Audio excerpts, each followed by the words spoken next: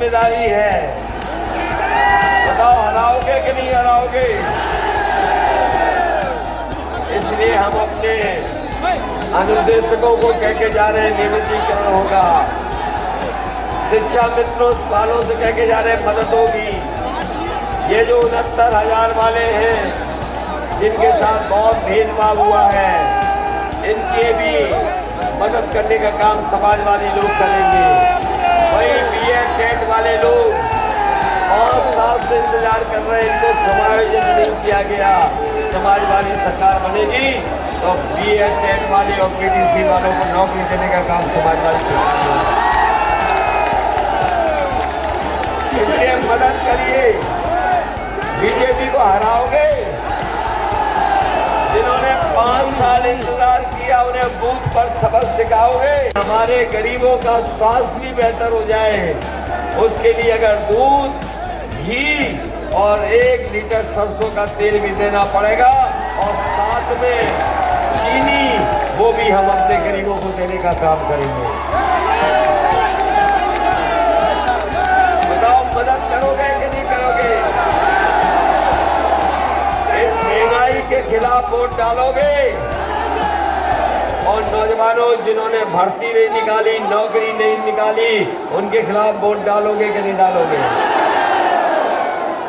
मैं आपको भरोसा दिला के जा रहा हूं नौजवान साथियों, जहां फौज में, पुलिस में भर्ती निकलेगी, वहीं 11 लाख जो पद खाली हैं सरकार के, उन पदों को भी भर करके अपने नौजवानों को नौकरी देने का काम समाजवादी लोग करेंगे। जिताओगे?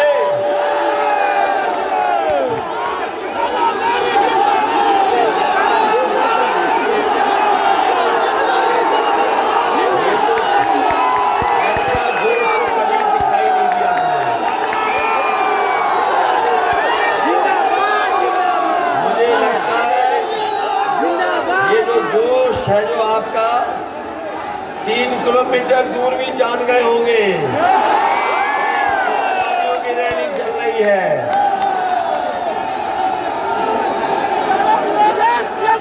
इसलिए आप सबसे निवेदन करता हुआ कि ये प्रत्याशियों का चुनाव तो है ही है, लेकिन ये सरकार बनाने का चुनाव है। भ्रष्टाचार दोगुना हो गया कि नहीं हो गया? और आज हर चीज महंगी हो गई है। ये जो लोग कह रहे थे कि जाओ नौजवानों पकौड़ा बनाना सीख लो, बताओ वो सरसों का तेल महंगा हो गया कि नहीं हो गया? दालें महंगी हो गई कि नहीं हो गई? डीजल पेट्रोल महंगा हो गया कि नहीं हो गया? और याद रखना, अभी तो 100 रुपए पेट्रोल पहुंचा है। इनकी सरकार आ गई तो 200 रुपए में पेट्रोल बिकेगा, 200 रुपए में। नौकरियां नहीं, रोजगार नहीं, और किसान से लेकर के हर गरीब दुखी है। माताओं बहनों को जो सम्मान मिल जाना चाहिए था वो नहीं मिला, और व्यापारियों का जो नुकसान हुआ है बीमारी के समय पर, वो भी कोई भरपाई नहीं की सरकार ने। सरकार बनेगी तो पुरानी पेंशन बहाल करने का काम समाजवादी लोग करेंगे। पहले माताओं बहनों को 500 रुपया पेंशन मिलती थी, इस बार समाजवादी सरकार बनेगी तो 1,500 रुपया महीना और साल का 18,000 रुपए देने का काम समाजवादी लोग करेंगे। इधर हमारे जागरूक लोग और गरीब भी ये जानता है कि बीजेपी के लोग पहले नवंबर तक दे रहे थे। ये राशन जो मिल रहा है पहले नवंबर तक दे रहे थे, और जब से चुनाव आया है इन्होंने कहा है कि हम मार्च तक देंगे। ये आप लोग जानते होंगे कि पहले नवंबर तक दे रहे थे राशन, अब मार्च तक दे रहे हैं। लेकिन समाजवादी पार्टी ने तय कर लिया है कि समाजवादी सरकार बनेगी तो 5 साल अपने गरीबों को राशन देने का काम होगा।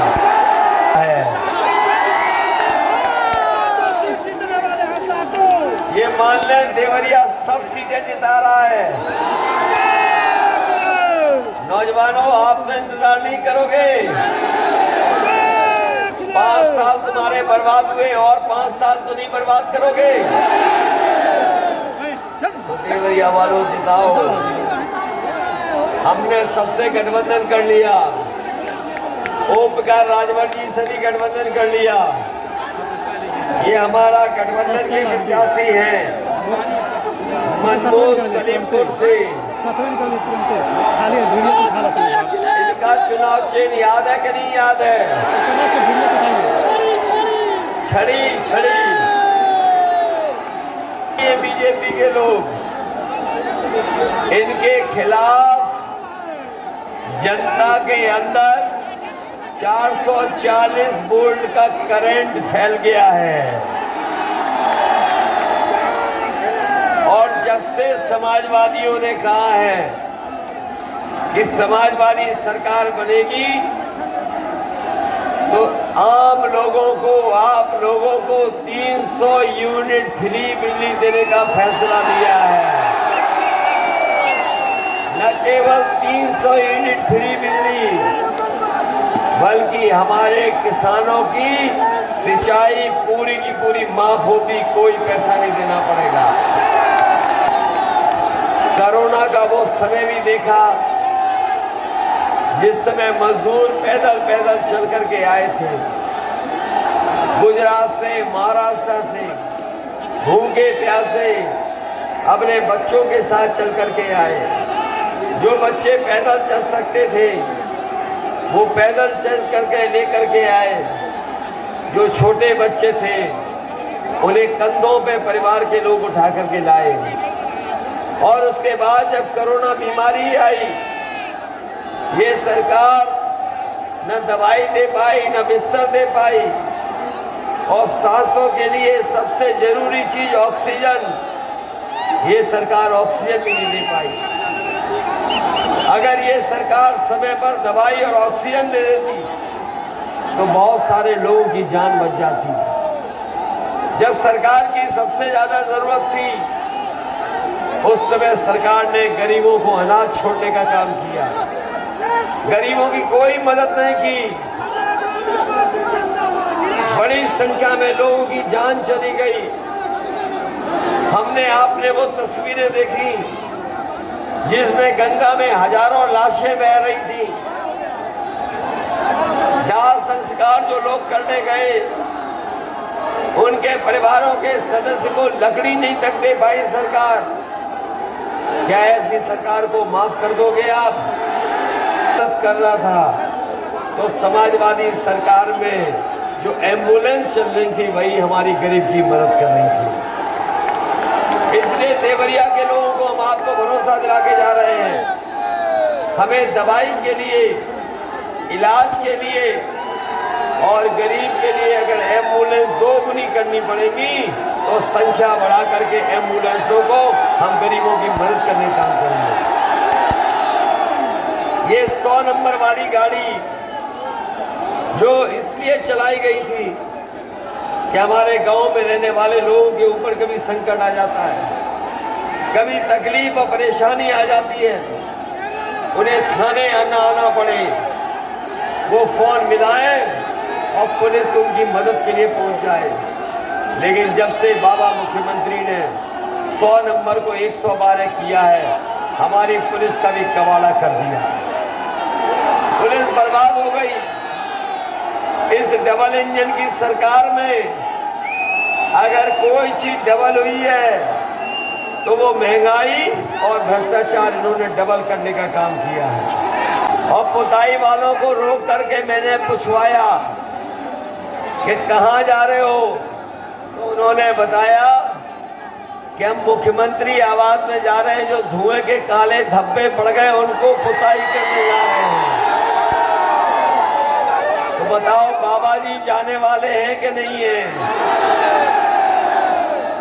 और अब तो गाना भी बन गया उनके ऊपर, अब तो गाना भी बन गया उनके ऊपर। यूपी में काबा, ये गाना तो सुन लिया होगा सबने कि नहीं सुन लिया? यूपी में काबा, बाय बाय बाबा बा। बताओ बाय बाय कर दोगे बाबा जी को कि नहीं करोगे? और ये मैं हाथ में देख रहा हूं कुछ लोगों के करके देश की अर्थव्यवस्था को बचाने का काम कह रहे थे। बताओ उनकी सरकार में बैंकों का पैसा लेकर के उद्योगपति भाग रहे कि नहीं भाग रहे हैं? हमारा गरीब अगर लोन लेने जाए बैंक से तो उसकी जमीन और घर गिरवी हो जाता है। अगर वो पैसा नहीं वापस करवाए तो नीलाम तक हो जाता है। बताओ एक उद्योगपति 28 बैंकों का 23,000 करोड़ रुपया लेकर के भाग गया कि नहीं भाग गया? और आप जानते होंगे जो भागा है उद्योगपति वो कहाँ का है? और ये पहला उद्योगपति नहीं है जो भागा है। पहले जो भागे थे वो कहाँ के थे? तो बताओ उत्तर प्रदेश को बचाओगे कि नहीं बचाओगे? उन्होंने तो लैपटॉप बांटे थे, वो मिल गए आपको। आपको देंगे भी क्यों?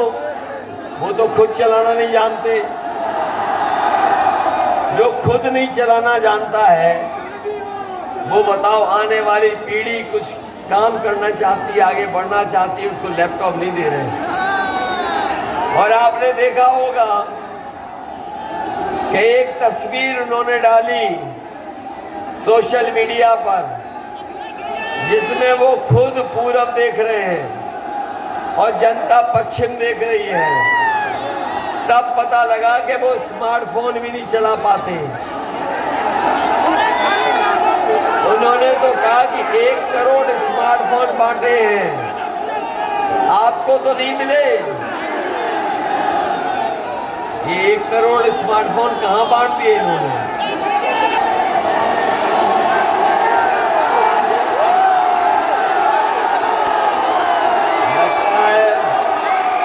लग तो ये रहा है कि बीजेपी का खाता नहीं खुलेगा। और अभी कुछ अधिकारी बता रहे थे कि जब से उन्हें सूचना मिली है कि 4 चरणों में सफाया हो चुका है, वो रात में उठ करके धुआं मांग रहे हैं।